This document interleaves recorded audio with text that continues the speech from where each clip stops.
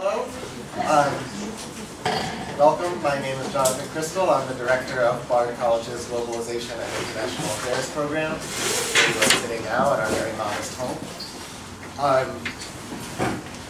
And tonight is the second of the semester's James Clarke Chace Memorial Speaker Series, which is co-sponsored with Foreign Affairs. There are Foreign Affairs on the table in the back there. Please take them. We have a very large quantity of them, and they won't read themselves. Today's speaker is Kevin Dunn, Associate Professor of Political Science at Hobart and William Smith, which is near Rochester, New York. He's the author of Imagining the Congo, Constructing and Contesting Identity in International Relations, the co-editor of Africa's Challenge to International Relations Theory, and I'll let him tell you about some of his other projects. Tonight's topic is 10 reasons why global punk is politically important. And if there's any academic specialist on the subject of punk rock, which there is, because he's right there, this is the guy. So as usual, I will turn it over to Professor Dunn. He'll speak for however long, within reason, and then we'll go to Q&A. Great, thank you very much. Thank you very much for the introduction. Thank you, John, for having me. It's my pleasure to be here. Let's see. I test ran the talk. It was only 2 hours long, so hopefully it's not too problem. A little nervous laughter. I see there's a camera over there. It's just, I might swear. It's probably going to happen because of the material, but also because I have potty mouth. So I'll just own that at the beginning. So yeah, as John pointed out, this is a talk about 10 reasons that I think punk rock is important for world politics. It actually comes out of a book that I'm working on right now. I'm finishing up about punk, not so much about music, right, but punk as a social field, right? Not so much punk as songs, even though I was playing music here, as a cultural product, but the cultural process of punk, right, as this kind of social field, which I'll talk about more. Just by way of an introduction to myself and how I got to this place, because I've published several books on Africa, and what is it? Like punk? How did this happen, right? But I actually started listening to punk very early in the 1980s. I started playing in bands, publishing zines, which are handmade, independently distributed, photocopied little magazines. Started putting on shows. I founded my own record label about 20 years ago. It's still running. I moved around, but I was always active in punk scenes. I went to graduate school. I focused on international relations theory in Africa. At the same time, I was playing in punk bands and putting on shows and running a record label. But my intellectual focus was on Africa. But after my second child was born, who had 2 daughters. The second child, by the way, her name is Strummer, which is the guitarist and singer for the Clash. And that was my wife's idea, not mine, right? But I was doing work in the eastern Congo and northern Uganda, which are conflict zones, and there was a family discussion. Perhaps it's not good for me to be spending time in conflict zones for as long as I was. So I thought about what's a research project that I want to move into that might not be as life-threatening, but also that's taking me away from the family for long periods of time. And I realized that I was so fully immersed already in kind of punk scenes that there was a natural, and I thought a lot about why I thought punk was important, why I was active in punk. I might as well start writing about it, right? And so basically I started taking tape recorders with me and video cameras with me to go to shows. And when I was hanging out having these conversations, now they became formal conversations. So I began this research project. It's been running for several years now. I've got hundreds of interviews across the globe. From Indonesia, I was just in Indonesia earlier this summer, across Europe. It's a global scope. It's produced several academic articles, though I also write for the 2 big punk magazines, Maximum Rock and Roll and Razor Cake magazine. New Razor Cake actually has an essay that I wrote about Indonesian punk. It just came out this week. I made a documentary as well, a full-length documentary. And now I'm closing in on this book project about punk. So what this is, my little talk here today, is basically the highlights of punk. Which is basically 10 reasons that I think punk is important for thinking about and talking about world politics. I guess I should say that, you know, starting at zero, the zero reason, the core reason is I'm someone who actually thinks that popular culture is important. Right? I think that popular culture is a domain in which ideological contestation happens. Right? I just take that for granted. I think it's a legitimate and important field of intellectual inquiry because I think popular culture is where ideological shifts and forces and battles take place. And so I begin by thinking that popular culture is important. So if you don't think so, hopefully you'll think so by the end of my talk. And if you do think so already, then we're on our way to point number one, which is, first reason is it's still around. Right? Punk is still around. The dominant narrative of punk, you might be familiar with this, it emerges in the 1970s, right here in New York City and in London as well. Disaffected youth, feeling social and economic pressures, kind of have this kind of critical rejection and challenging of their parents' culture, the established industry of music as well as economic situation both in New York and in London at the time. So there's culture emerges that spans the Atlantic, very interesting. I can talk about why it spans the Atlantic at the same time. Which is followed by this signing purge where a whole bunch of record labels say, oh, there's money to be made by punk bands. And so they sign the big bands like Sex Pistols and the Clash and the Ramones and Susan and Chace. Process of the music industry that punk is supposedly challenging, going in and signing and appropriating and commodifying punk and opening up punk fashion stores and things like that. All this is actually covered in this fantastic book by Dick Hebdige called Subcultures, The Meaning of Style, which came out in the late 70s, right at the kind of height of punk. And he talks about the process that's going on in terms of commodification, appropriation, arguing that cultures like punk create this kind of social noise and that the powers that be have to figure out either we have to marginalize that noise or appropriate and commodify that noise in order to make it not noise, make it not disruptive. It's a deeply flawed and brilliant book that still is worth reading, so I would encourage people to look at that even though it is deeply flawed.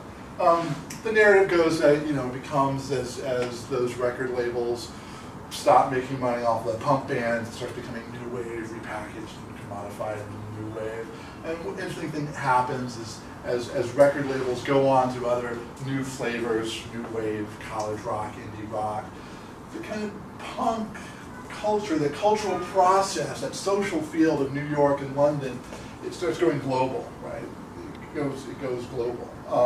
And it also goes underground. We see the emergence of what we refer to, what I'm going to keep referring to as DIY punk. Whenever I say DIY, it's do it yourself. I'll talk about that a little bit. There's this in the narrative, punk part 2 emerges in 1994, a band called Nirvana comes out. I'm sure everyone's heard of Nirvana, right? And there's a massive,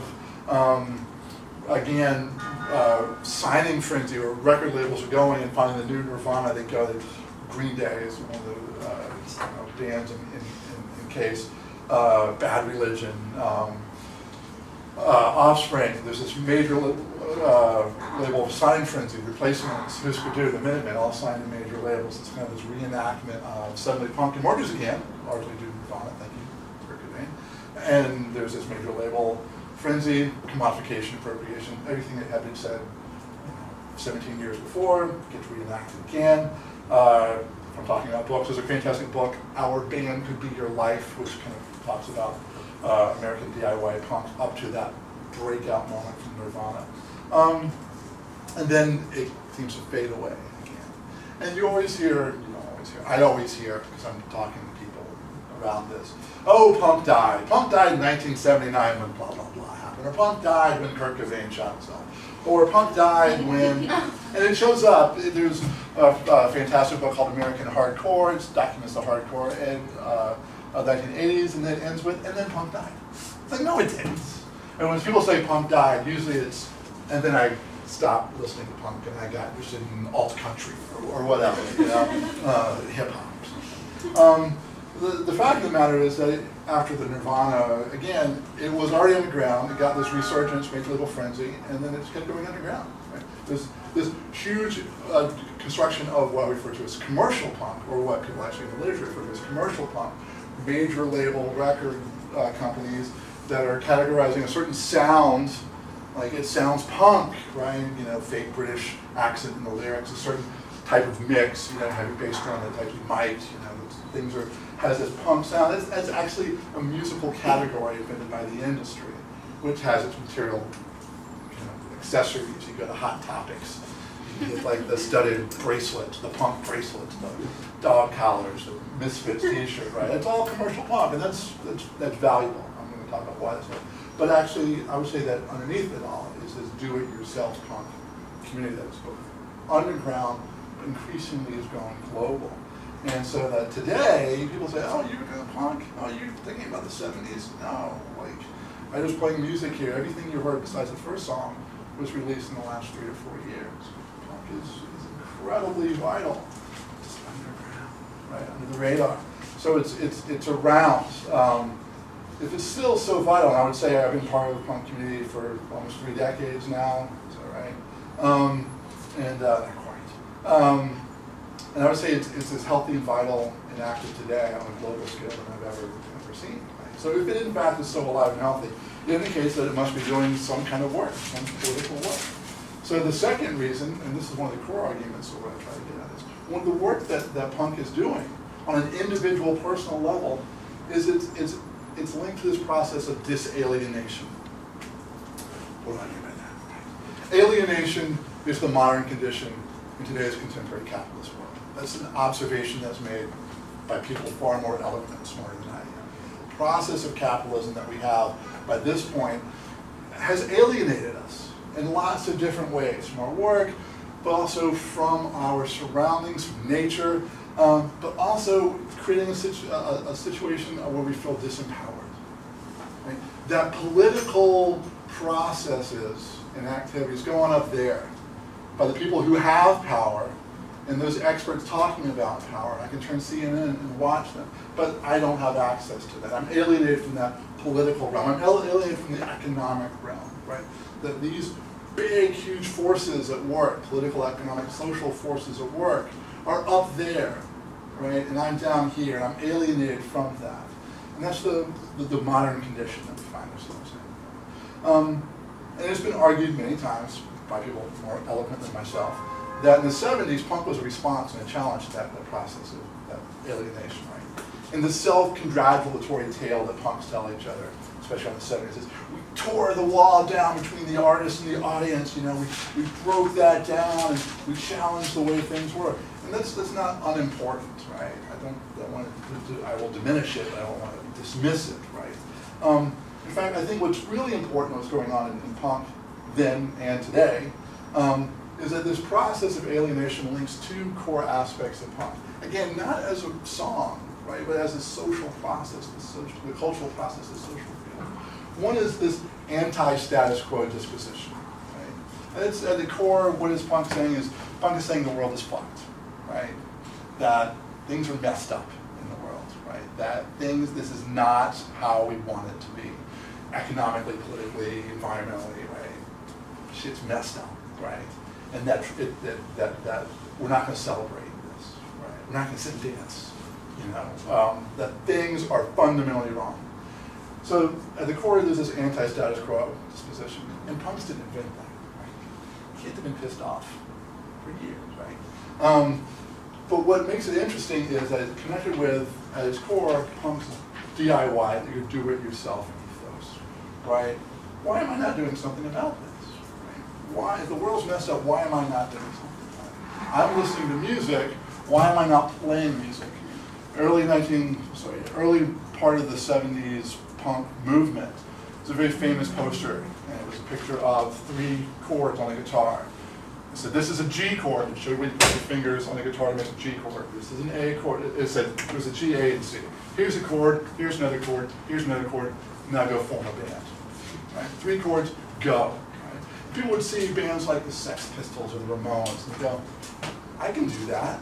Right? They can do that, I can do that. And that was the idea. Yes, you can. Why aren't you?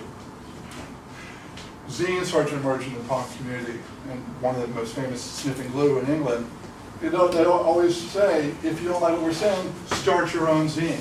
Why aren't you publishing your own thoughts? Why aren't you making your own music? Why aren't you doing it yourself? If the world is truly screwed up, as it is, do something about it, right? This notion of self-empowerment, right? This resistance within the politics of everyday life, which is so instrumental, an instrumental part of punk, tied to that anti-status quo ethos, is part of this process of disalienation. It's about self-empowerment. I would stress at this point that this self-empowerment, disalienation, might not necessarily lead to progressive leftist politics. You can be anti-status quo DIY and believe in the superiority of the white race, right? Neo-Nazi punks, skinhead punks, fascists, right? There's nothing inherent about disalienation, process of disalienation, DIY, anti-status quo ethos of punk that would lead you to some leftist politics, right? I do think that process of disalienation and self-empowerment is very important, but I would caution us not to assume that we're all looking for a better world, right? Okay, third point is that by today, 2013, punk is a global phenomenon. We want to talk about global politics. All right, let's talk about punk. Right? In fact, I would say in 1978 when it formed, it was already a global phenomenon. UK punk. By now, there are active, I mean active, punk scenes throughout North America and Europe, throughout South America. Colombia has an amazing punk scene, as does Argentina, Venezuela, Mexico. Middle East, right, very active punk scene. Africa, there's a great documentary called Punk in Africa about some apartheid-era punk bands. There's a great documentary, and they do the whole thing, and then it all ended. But that's not true, because there's massive numbers of punk bands in South Africa today. And then across Asia. Again, I was in Indonesia a couple months ago.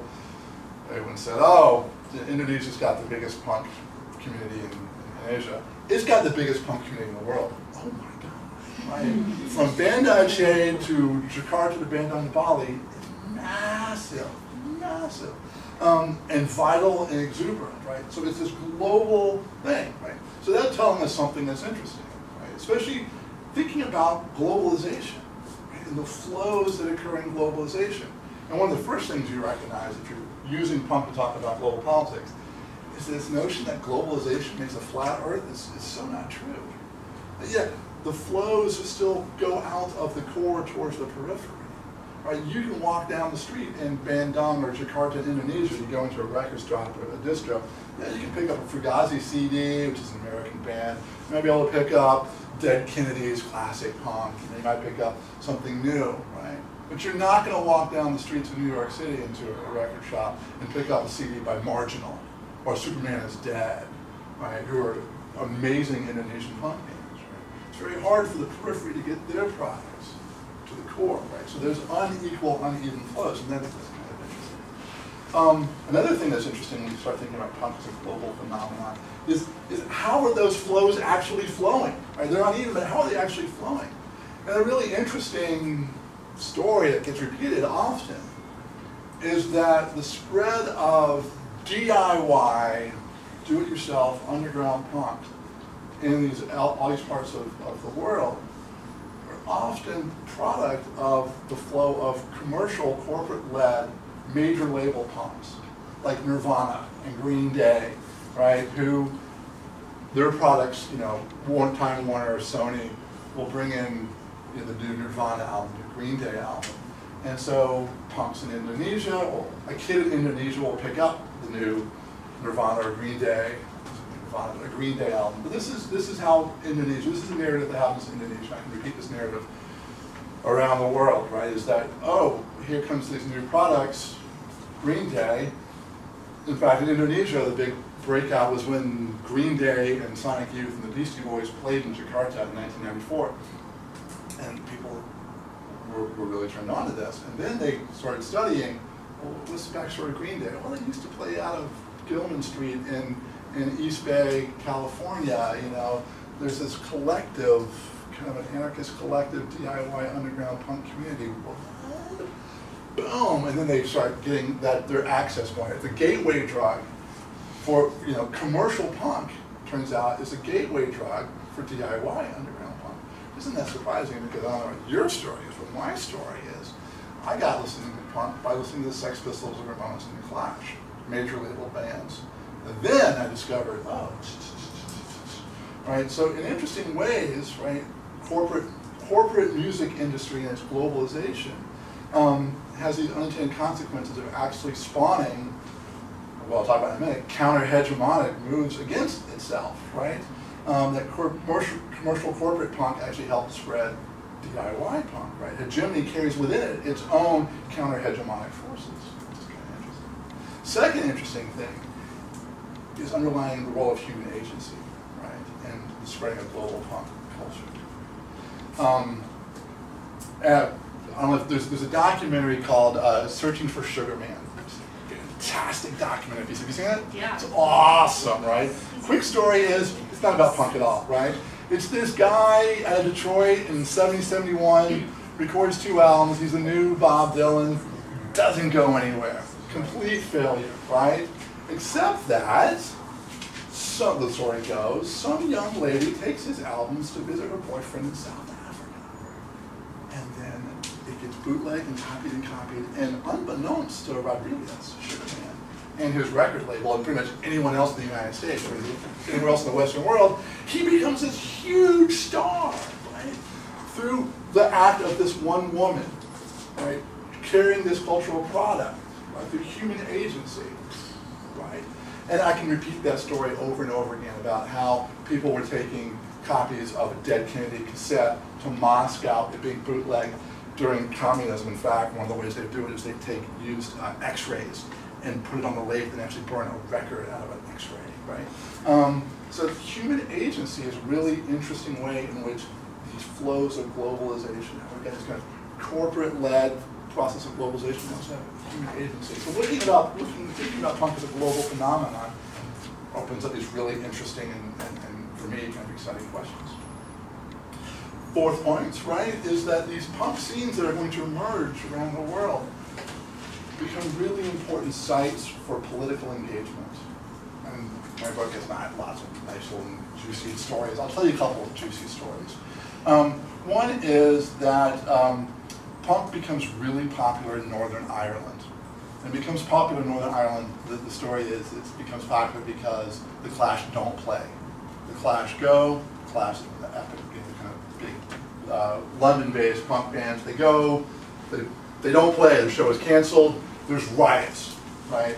And who are rioting are kids, Protestant and Catholic kids who are pissed off that the Clash didn't play. Are you Catholic? What, are you Catholic? Oh, I'm Protestant. What's up? You like, I like Clash. Well, yeah, let's get together and form a band. What? Right? This is 1977. Sectarian violence is high in Northern Ireland, right? What actually emerges, this is well documented, right?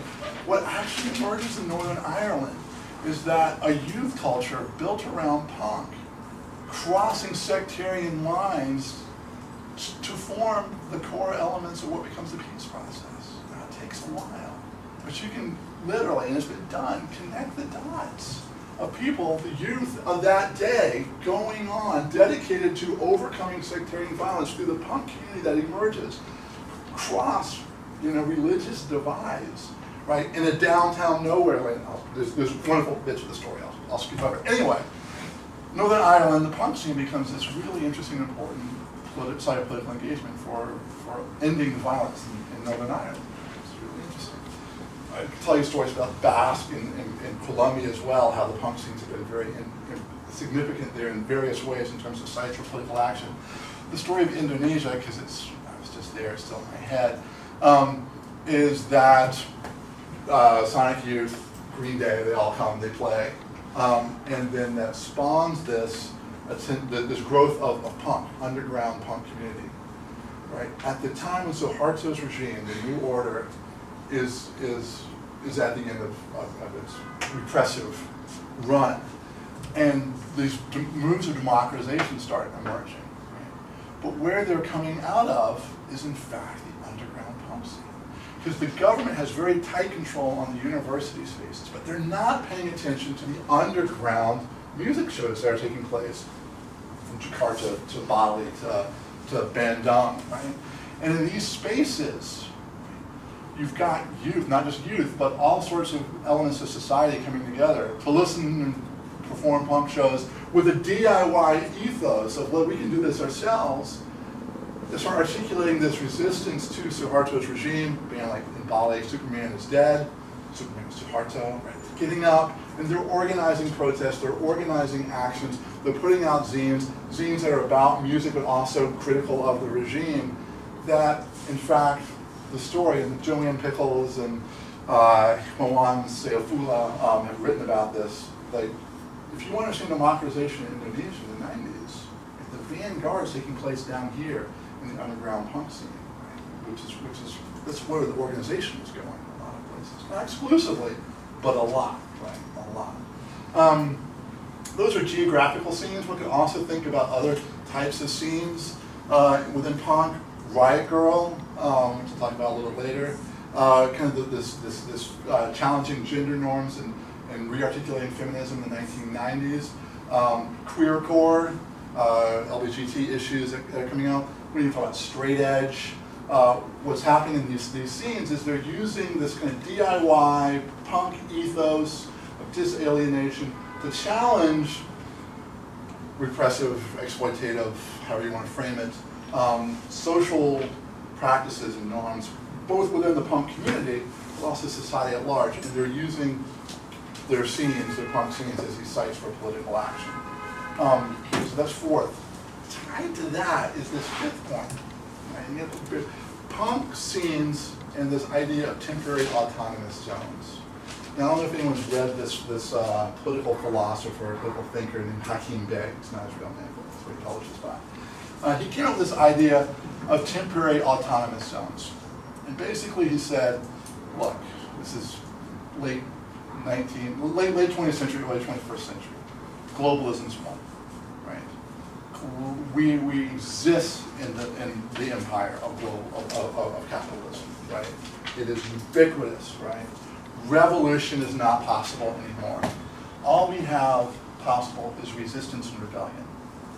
And the only way we can resist and rebel is to create these temporary autonomous zones where we can create physical spaces in which people can come together to provide alternative ways of being, alternative ways of thought, alternative lifestyles, to challenge social norms, and then to disappear, right? And that's what punk practices, right? House parties, garage shows, underground shows, music festivals. I was just in San Diego 2 weekends ago. So this massive punk festival, 65 bands came from around the world, and it was organized in bars and dance clubs in the afternoon before the dance club opens. Hey, can we use your space, keep the bar open, and we'll just put a punk band or 12 here to play for a couple of hours, and then boom, we're gone. We'll set up in this pizza parlor down the street, right? We'll put shows in a burrito joint, right? We take these spaces, we create these temporary autonomous zones, we have this cultural exchange, not just hearing music, exchanging scenes, thinking about things, providing alternative ways of being, showing